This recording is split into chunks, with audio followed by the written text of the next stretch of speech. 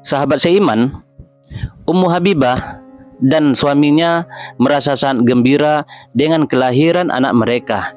Apalagi anak itu kelihatan sehat dan tampan. Sejak lahir, anak itu tidak banyak menimbulkan masalah. Kelahirannya seperti membawa keberuntungan bagi ayah dan bunda.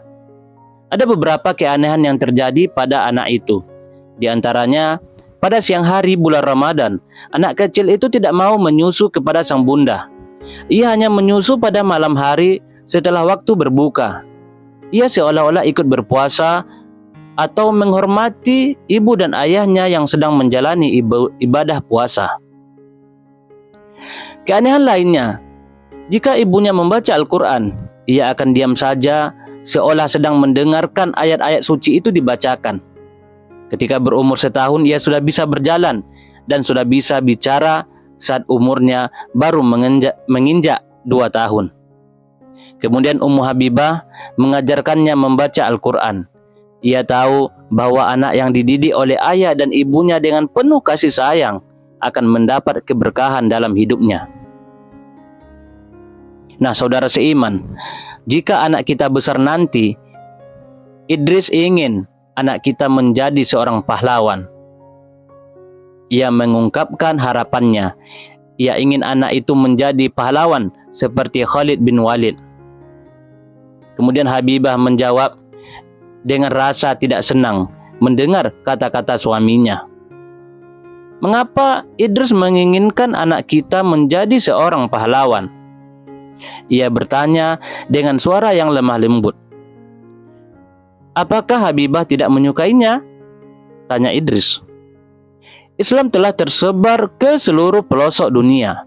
Umat Islam sekarang lebih membutuhkan banyak ulama untuk membimbing mereka dalam agama Islam. Karena itu, Habibah lebih suka anak kita menjadi seorang ulama. Jawab Habibah. Ia melembutkan nada suaranya agar tidak menyinggung hati sang suami. Kemudian Idris terdiam, seolah sedang memikirkan kata-kata sang istri. Melihat keadaan itu, Habibah melanjutkannya. Jika anak kita menjadi seorang pahlawan, nanti ia akan diperalat oleh pemerintah demi memperkuat kezalimannya. Tetapi jika ia seorang ulama, ia akan mengingatkan pemerintah yang zalim itu. Benar katamu, wahai istriku, didiklah anak kita ini sebaik-baiknya.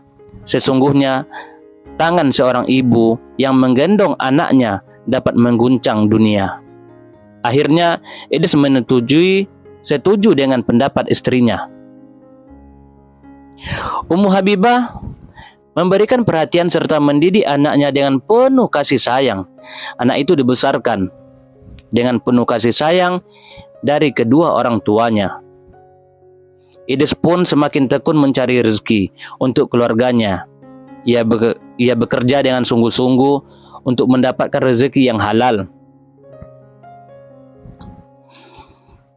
Tidak lama lagi kita akan menyambut datangnya bulan Ramadan. Idris harus bekerja lebih keras. Jika diizinkan Allah, kita akan pulang ke kota Mekah dan menyambut hari raya di Mekah, kata Idris pada suatu malam sebelum mereka tidur. Alangkah gembira hati Habibah mendengarnya. Sejak kita berada di Palestina ini, hati kita selalu terkenang akan kota Mekah. Kerinduan terhadap Masjidil Haram seolah tidak tertahankan lagi, kata Habibah menjawab perkataan dari sang suami. Idris harus bekerja keras agar dapat mengumpulkan uang untuk bekal kita pulang nanti. Lagi pula, sekarang kita sudah mempunyai anak, kata Idris. Idris juga harus menjaga kesehatan. Jangan terlalu lelah bekerja. Jika Idris sang suami sakit, kita juga yang susah, kata Ummu Habibah merasa khawatir. Janganlah khawatir, istriku. Idris bisa menjaga diri, kata Idris untuk meyakinkan istrinya. Saudara seiman, cuaca sore itu semakin redup. Sebentar lagi malam akan tiba. Habibah resah menunggu kedatangan suaminya. Biasanya Idris pulang ke rumah sebelum tiba waktu sholat asar. Tetapi sekarang sudah hampir maghrib. Ia masih juga belum pulang. Habibah berdoa semoga suaminya senantiasa berada dalam perlindungan Allah. Tidak lama kemudian terdengar suara azan maghrib menandakan saatnya sholat maghrib akan dilaksanakan. Sebagai wanita yang soleha, ia segera menunaikan sholat. Kemudian ia berdoa untuk keselamatan suami tercinta. Tiba-tiba terdengar pintu rumah diketuk dari luar. Habibah segera keluar menuju pintu lalu membukanya. "Selamat datang, wahai suamiku," ucapnya lembut sambil menyambut kepulangan sang suami. "Maafkan Idris karena pulang terlambat hari ini," kata Idris. Wajahnya terlihat lelah. "Idris tentu lelah.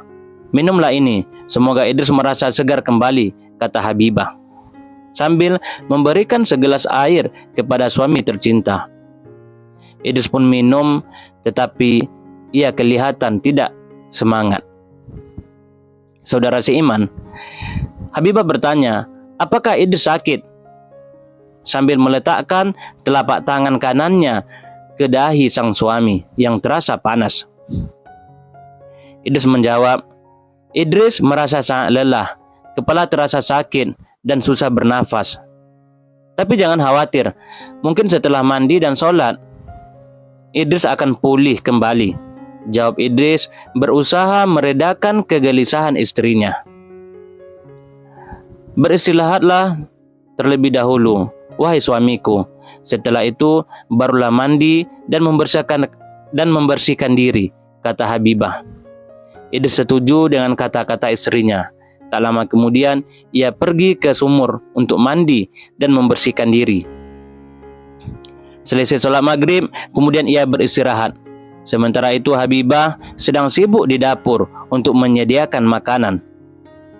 Ia membawa makanan dan menghidangkannya kepada sang suami. Idris kelihatan tidak semangat untuk menjamah makanan tersebut. Idris kurang sehat, karena itu tidak semangat untuk makan, kata Habibah. Idris sakit dan mungkin sakit ini akan menjadi penyakit terakhir dalam kehidupan Idris, kata Idris pula. Habibah menjawab, "Bersabarlah wahai suamiku, Allah Maha Kuasa, Dia yang menghidupkan dan mematikan kita. Kita hanya berserah diri kepada Allah." Kita hanya berserah diri kepada Allah, kata Habibah berusaha menenangkan suaminya. Beberapa hari berlalu, penyakit Idris semakin parah. Beberapa orang tabib dipanggil datang untuk mengobatinya. Namun, penyakitnya tidak juga mau sembuh, bahkan bertambah parah. Ketika ia merasa ajalnya sudah dekat, Idris pun berpesan kepada istrinya, "Wahai istriku, seandainya Idris meninggal dunia, pulanglah kembali ke kota Mekah. Di sana kita mempunyai tempat tinggal dan sanak saudara. Rawatlah anak kita dengan baik dan beri pendidikan agama yang sempurna. Semoga jika dewasa nanti ia menjadi seorang ulama," kata Idris penuh harapan. Ummu Habibah menyetujui permintaan dari sang suami. Ia berjanji akan merawat anak mereka dengan penuh kasih sayang dan mendidiknya dengan ilmu agama. Tak lama kemudian, Idris pun menghembuskan nafas terakhir setelah mengucapkan kalimat dua syahadat. Ummu Habibah menerima ketentuan Allah dengan tabah, meskipun hatinya sedih disebabkan kehilangan sang suami tercinta. Ia tidak menyangka suaminya meninggal dunia. Selesai dimakamkan, Ummu Habibah pun pulang ke kota, namun ia tetap ridho dengan ketentuan ilahi. Setelah suaminya perantauan jauh dari kota Mekah, tempat kelahiran mereka. Kepulangannya ke Mekah disambut baik oleh keluarga suaminya. Mereka turut berduka dengan kehilangan, merasa gembira juga karena Habibah dan anaknya pulang ke Mekah. Selamat pulang kembali bersama mereka. Menetaplah di sini dan janganlah pergi kemana-mana lagi. Rawatlah anakmu itu hingga dewasa, kata Al-Munir, saudara kandung Idris. Habibah dan anaknya tinggal di sebuah perkampungan bernama Sya'ab Al-Khaif yang terletak di sebelah utara kota Mekah. Pada suatu hari, saudara yang paling tua di kalangan keluarga Idris di Mekah datang mengunjungi mereka. Ia lama memandangi wajah Muhammad, anak dari Idris dan Habibah. Anakmu ini wajahnya mirip dengan Syafi', nenek moyang kita yang wajahnya mirip dengan wajah Nabi Muhammad SAW. Engkau harus bangga, wahai Habibah, karena wajah anakmu ini mirip sekali dengan Syafi', kata orang tua itu. Ummu Habibah lalu menceritakan mimpinya pada waktu mengandung Muhammad. Orang tua itu kelihatan gembira, lalu mengusulkan supaya nama anak itu diganti menjadi Syafi'i. Semoga jika besar nanti anakmu ini menjadi ulama terkenal. Berilah pendidikan ilmu agama kepadanya, pesan orang tua itu kepada Habibah. Sebagai ibunya, saya senantiasa mendoakan kebaikan untuknya, kata Habibah pula. Sejak hari itu, Muhammad dipanggil dengan nama Syafi'i, serupa dengan nama nenek moyangnya. Ia dididik oleh ibunya dengan penuh kasih sayang. Habibah menutup pintu hatinya. Ia tidak mau menerima kehadiran lelaki lain, sebab masih mencintai almarhum suaminya. Saudara seiman, Habibah tidak mampu mengirim anaknya belajar karena Habibah hidup dalam keadaan miskin, sehingga ia sendiri langsung mendidik anaknya dengan ilmu agama. Mula-mula ia mengajari anaknya mengetahui huruf Al-Quran. Ternyata anak itu adalah anak yang cerdas dan cekatan. Dengan mudahnya Syafi'i dapat membaca wahyu ilahi, dapat membaca Al-Quran. Wahai bunda, saya ingin pergi belajar seperti kawan-kawan yang lain, kata Syafi'i suatu hari kepada sang bunda. Kemudian bunda menjawab, wahai anakku, bundamu ini miskin sehingga tidak mampu mengirimmu untuk pergi belajar, kata Habibah. Kemudian ia berkata lagi, di Masjidil Haram sering diadakan majelis ilmu. Bunda akan mengajak engkau ke sana untuk belajar ilmu agama tanpa membayar. Semoga engkau mendapat keberkahan. Nah, saudara seiman, Syafi'i pun menyetujui saran dari bundanya. Setiap malam ia pergi ke Masjidil Haram untuk menghadiri majelis ilmu. Saat itu di kota Mekah terdapat banyak ulama. Setiap hari banyak majelis ilmu diadakan secara gratis. Setiap hari Syafi'i pulang pergi dari rumahnya ke Masjidil Haram untuk menuntut ilmu. Di antara semua majelis ilmu yang diikutinya, ia paling menyukai pengajian Al-Quran. Bunda, saya ingin menghafal ayat-ayat Al-Quran. Mohon doakan, semoga berhasil, kata Idris. Kata Syafi'i kepada sang bunda. Berusahalah wahai anakku, kamu pasti akan berhasil, kata Habibah pula. Setiap kali selesai sholat, Habibah selalu berdoa semoga anaknya diberikan kecerdasan, akal pikiran supaya mudah menghafal Al-Quran. Allah mengabulkan doa sang bunda. Pada suatu malam, Syafi'i bermimpi bertemu dengan Nabi Muhammad SAW. Dalam mimpinya, Nabi Muhammad bertanya, siapakah Syafi'i? Ia pun menjawab dengan menyebutkan namanya Muhammad bin Idris dari keturunan Bani Muthalib. Rasulullah menyuruh Syafi'i mendekat.